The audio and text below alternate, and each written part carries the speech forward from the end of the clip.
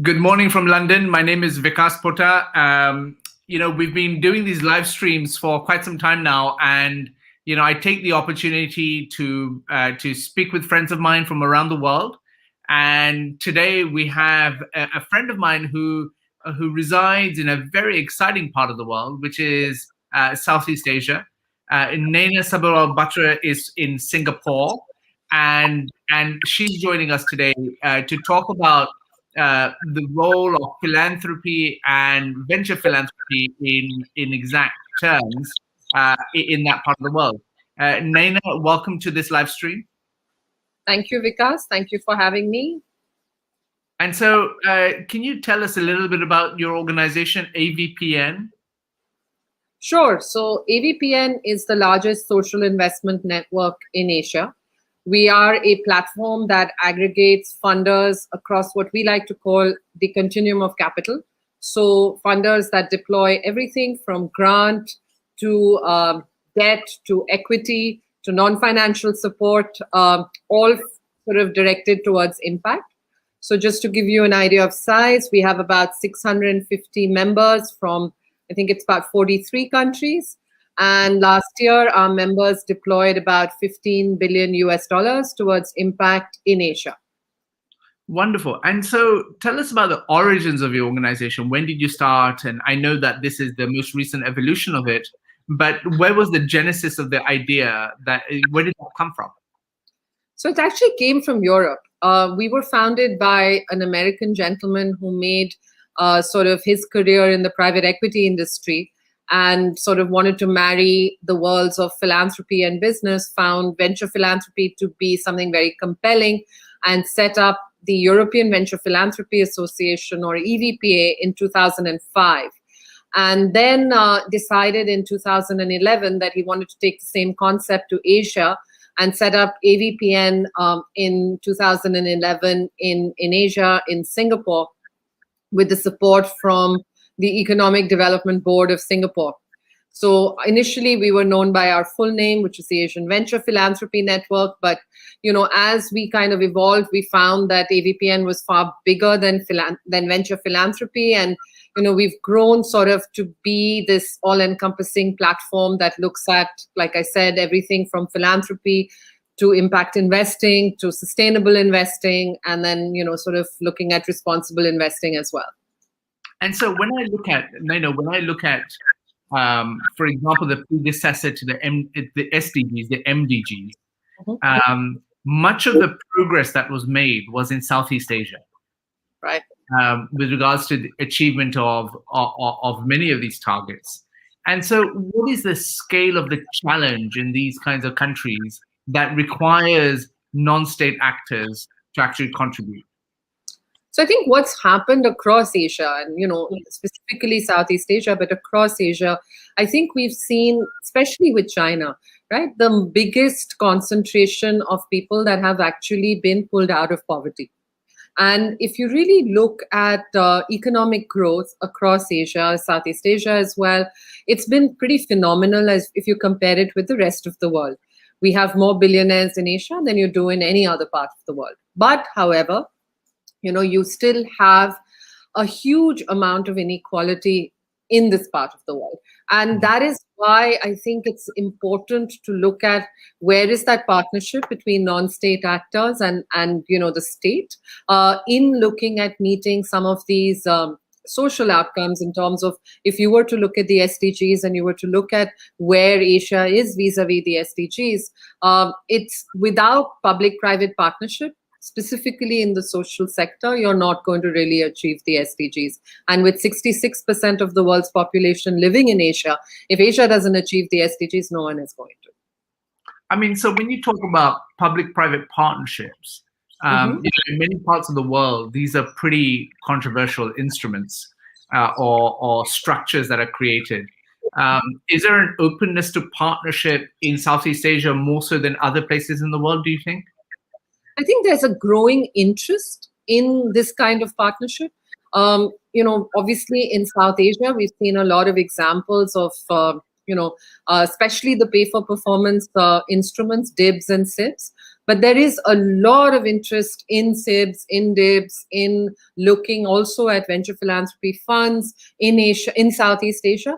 The scale so far hasn't been as large as those in South Asia, partly because they've been more smaller pilot programs. But even if I'm looking at Singapore currently, there is a social impact bond that is focused on mental health that is coming out. There have been a couple of SIBs in the Philippines, a couple of them in Indonesia. If you go further north in Asia, Japan's done a few around aging, around learning outcomes. So I think there's a lot of interest in the private wealth segment to actually participate in this alongside their philanthropy. And that's been something that we've seen only grow. And so when I turn your attention to education, right? So what are the immediate education needs across Asia, in your opinion? So I think education has been one area where actually 70% of my members typically tend to support education as the number one cause that they identify with, whether philanthropically. And we're also finding a lot of interest in investing for education. But Vikas, as you and I both know, this is the one sector that's also been phenomenally affected by the events of the last year. So, I don't think while if you compare the progress towards the SDGs, most of the Asian countries were actually doing okay, quite decently, with probably the exception of Myanmar. But most of the others were doing well, and we found that there was progress in achieving access to quality education. But with COVID, I think it's been really, really sort of hard hit. And I don't think it's ever been so clear that space, and I mean, by space, I mean physical space, it's so tightly interconnected with education. We've seen in Asia specifically, Southeast Asia in particular, that education systems have traditionally been framed around physical learning spaces, whether they are schools, classrooms, or out in the field. But with the pandemic, this limited, the limited access to public spaces, it's created a huge disruption in education systems, and particularly in public education systems. And it's been interesting, right? I mean, you would imagine that in some of the poorer countries or countries where there's a lot more inequality, obviously there's going to be a lack of sort of access to technical devices, specifically in last mile communities, to enable children to continue distance learning. But I think people will be shocked to hear that we had a problem in Singapore as well. I mean, there were a large number of people that didn't have access to tablets, didn't have access to computers, for communities here in Singapore. And there was a lot of work done by an organization called Engineering Good, which looked at repurposing computers, repurposing tablets for children, even in a developed economy like Singapore, where the government thought, the education, access to education, quality of education was really, really good. So it's been a very interesting learning experience in terms of not just transitioning to distance learning, but also transitioning to how do you upskill teachers and parents by training them in terms of both imparting digitized content as well as supporting kids as they're learning this new kind of content.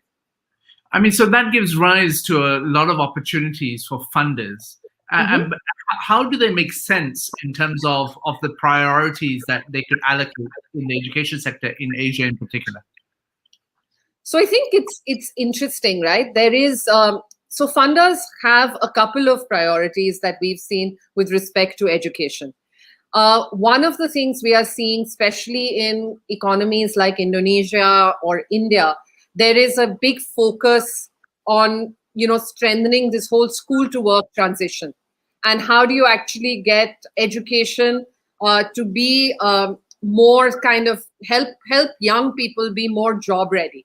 So there's in India, we've seen that the World Bank has set up a multi-donor trust fund in terms of which is focused on creating vocational centers around India. They've also launched a challenge fund called iStar, which is supporting pilots and innovations that improve school to work transitions. from financial institutions like JP Morgan to high net worth investors. We find they've invested in this multi-donor trust fund. The other thing which we found, which is sort of appealing to funders with respect to education, is actually looking at how do you get more girls in schools. And that's something that we are seeing a lot of interest in funders in terms of how do you actually support keeping girls in school, how do you support access to education for girls in school. And the third category which funders actually focus on is really looking at educational outcomes. So across Southeast Asia, with the exception of maybe Singapore, but you find Thailand, you find India, of course, Indonesia, where education outcomes are not necessarily up to par. You're finding that, for instance, in India, while substantial gains have been made towards providing access to education, the foundational learning levels are low and they're declining further.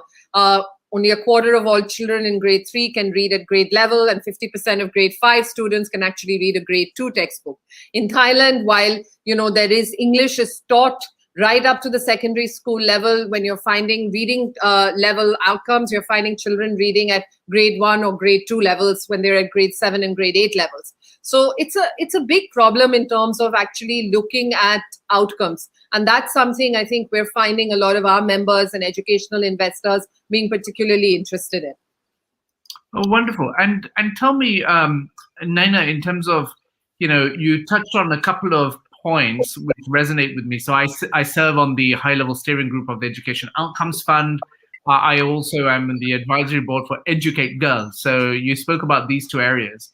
On this particular questions, how do we keep girls away from it? What keeps girls away from education? How can funders help to bring girls back? Do you have any concrete proposals on that? So I think it's important, especially in some of the countries in Southeast Asia and in South Asia. I mean, we need to look at interventions that are beneficial for the whole family, right? I mean, a lot of times it's seen as a girl is viewed as almost an earning member of the family when she gets to an age where, she's, pre-adolescence.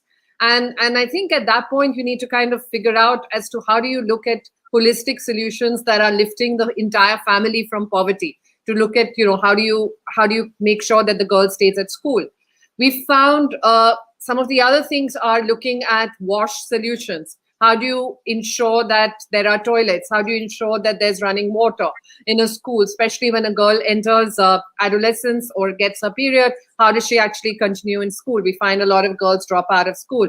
So looking at good menstrual health, looking at access to water, access to sanitation, has been another factor that we found that actually helps keeping girls in school. One of our members, Splash, does a really interesting program around WASH and looking at how do you help girls to stay in school in West Bengal. The third one is actually also related with the, sort of behavior change. We find in countries like Indonesia, in countries like Malaysia, it's sometimes difficult. There is something not publicized as much, but girls are sort of not taken into school. They're put into more religious kind of education, or they're prepared to get married really early. So how do you actually help change some of that kind of behavioral situations?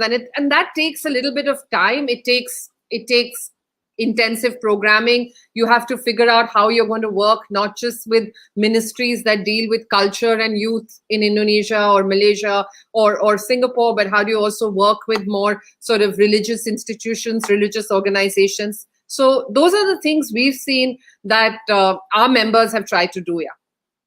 And so when you, your big thing is around galvanizing private or mobilizing private sources of finance, right?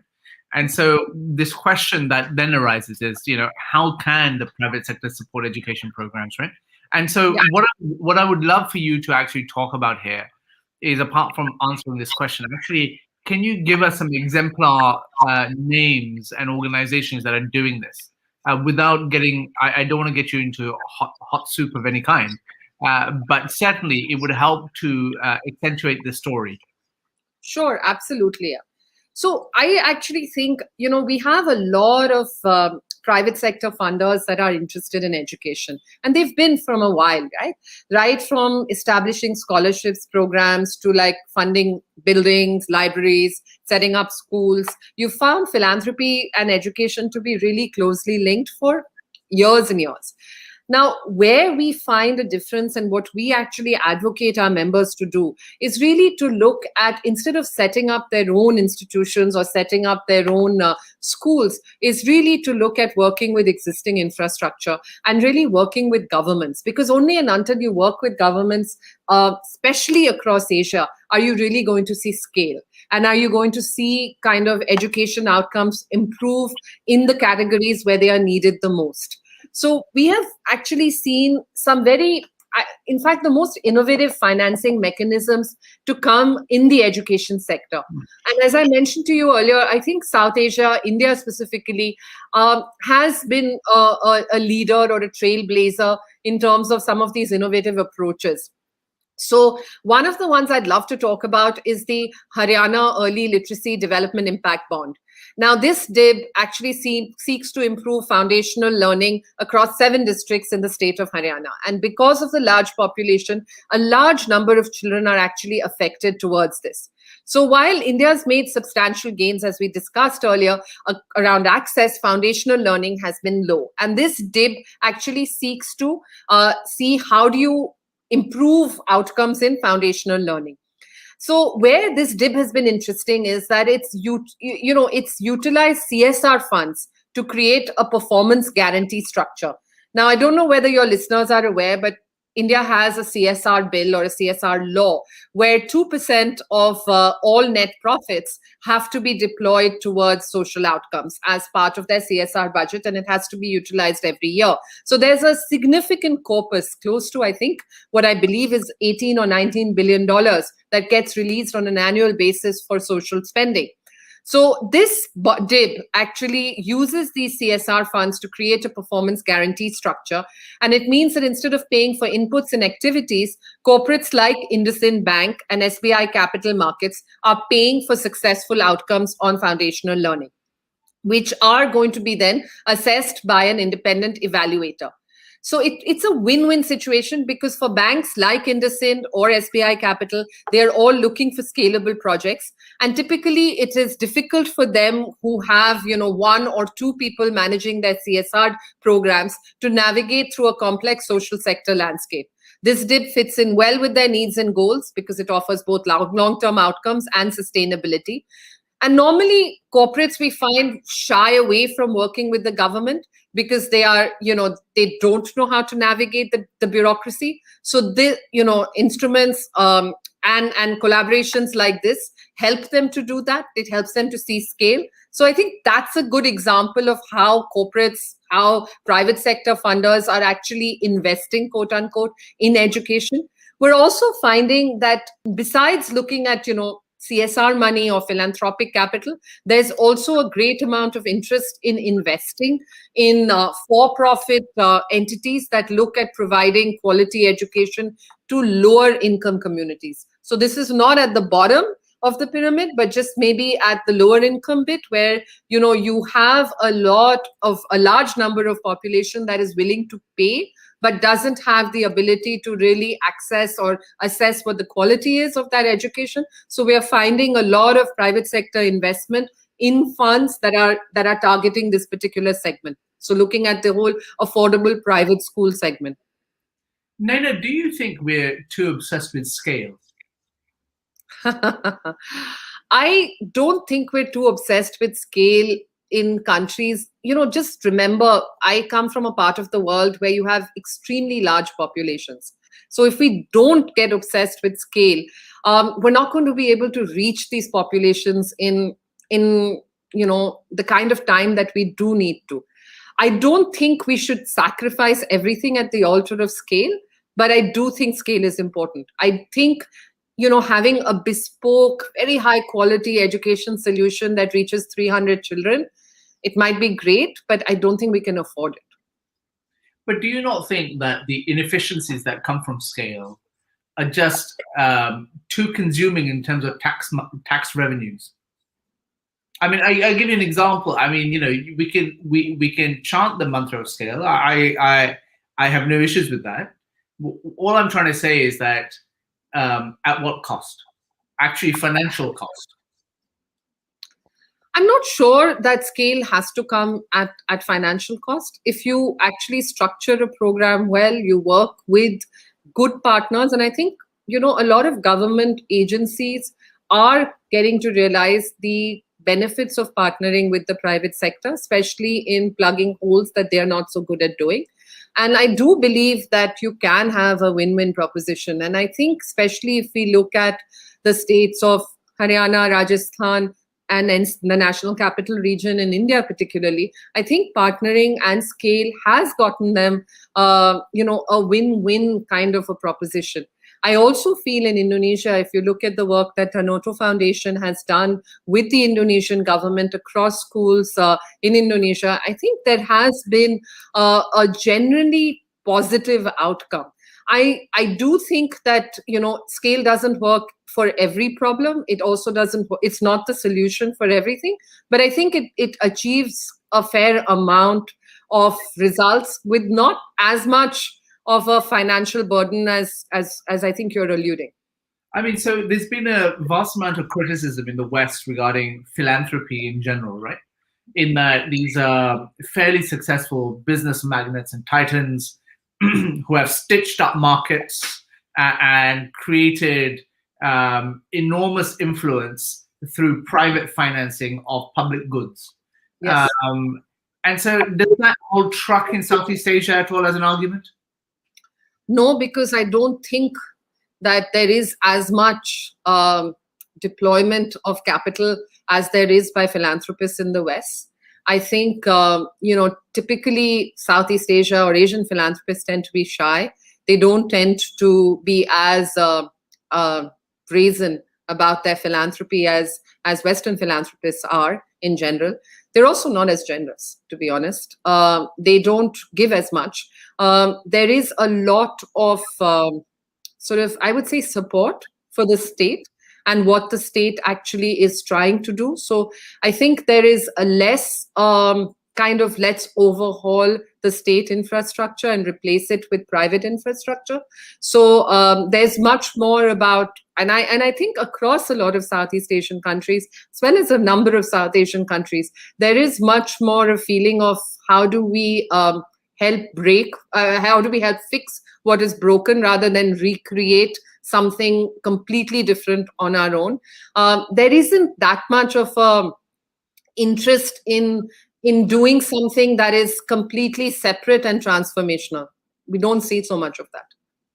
Well, Naina, I know that I have benefited from this conversation as much as our previous conversations.